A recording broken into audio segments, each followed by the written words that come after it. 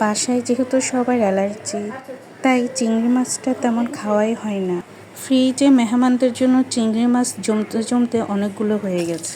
তবে অ্যালার্জি হোক আর যাই হোক, এমন বড় বড় গলদা চিংড়ি খাওয়ার লোভ আর কয়জন সামলিয়ে রাখতে পারে বলেন দেখি।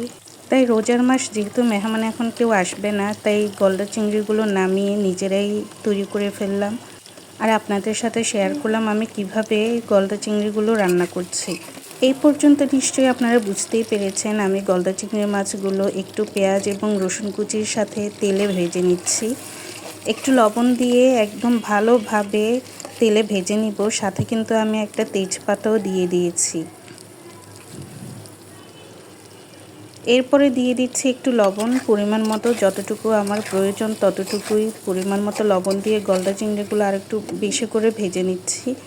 আপনারা দেখতেই পাচ্ছেন কিন্তু আমি একদম তেলটা অল্প পরিমাণে দিয়েছি, কারণ আমি তেল অল্প পরিমাণে খেতে পছন্দ করি। এরপর সাথে দিয়ে দিচ্ছি একটু মরিচ গুঁড়ো, হলুদ গুঁড়ো, পরিমাণ মতো হলুদ গুঁড়ো দিব এবং একটু মাছের মশলা দিয়ে দিচ্ছি। এই মাছের মশলা কিন্তু রেমেডি, আমার নিজের তৈরি, বাসায় তৈরি করেছিলাম।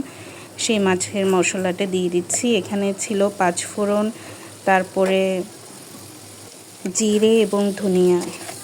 তো সবগুলো আমি মিক্স করে নিচ্ছি। আর একটু আমি জিরের গুঁড়ো দিয়ে দিয়েছি ভালো করে। এবার ভালো মতো কষাবো, শুধু পানি দিব না, একটু ভাজা ভাজা করে কষাবো যেন গলদা চিংড়ি থেকে ঘ্রাণটা চলে আসে। এরপর হালকা একটু পানি দিয়ে আমি মশলাটা কষাবো।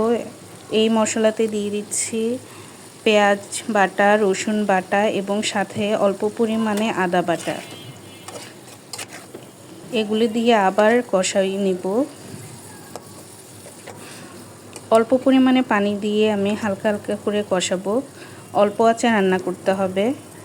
এবার দিয়ে দিচ্ছি টমেটো পেস্ট। বাসায় যে পেস্টগুলো আমরা তৈরি করেছি সেই পেস্টগুলি কিন্তু এখানে ইউজ করা যাবে। মানে অনেকেই টমেটোর সময় বাসায় নিজেরাই টমেটো কেচাপ তৈরি করে রাখে ফ্রিজে, তো আমিও এইভাবে রেখেছিলাম। সেখান থেকে আমি টমেটো কেচাপ দিয়ে দিয়েছি 2 চামচ করে এবং এবার হালকা পানি দিয়ে কষানোর জন্য রেখে দিয়েছি। কষানো হয়ে যাওয়ার পর আমি এখানে 3 চামচ নারিকেল দিয়েছি। নারিকেলের পেস্ট 3 চামচ দিয়েছি।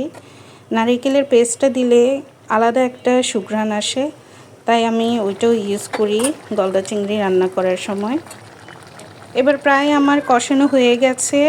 তারপর আমি দিয়ে দিলাম এখানে একটু টমেটোর কুচি এবং ক্যাপসিকাম কুচি। ক্যাপসিকাম কুচিটা কিন্তু দারুণ লাগে চিংড়ি মাছের সাথে, এবং কাঁচামরিচ। আর যেহেতু ধনিয়া পাতা নাই, তাই আমি তেজপাতাটাই ইউজ করেছিলাম প্রথমেই। তো হয়ে গেল আমার গলদা চিংড়ি রান্না। কেমন হয়েছে সবাই বলবেন। আমরা মেয়েরা আসলে রান্নাটা নিজের মতো করে রান্না করতে খুবই পছন্দ করি, এবং আমিও দেখি যে কে কিভাবে রান্না করে, আমারও দেখতে খুবই ভালো লাগে। এবার পরিবেশনের পালা। আমার গলদা চিংড়ি পরিবেশন করা হয়ে গেছে, এবার খাবো। অনেক ইয়াম্মি লাগছিল। তো বিসমিল্লাহ করছি, বিসমিল্লাহ করে আমি খাচ্ছি। আপনারাও দেখুন, আপনারাও বাসায় ট্রাই করবেন অবশ্যই। বিসমিল্লাহ।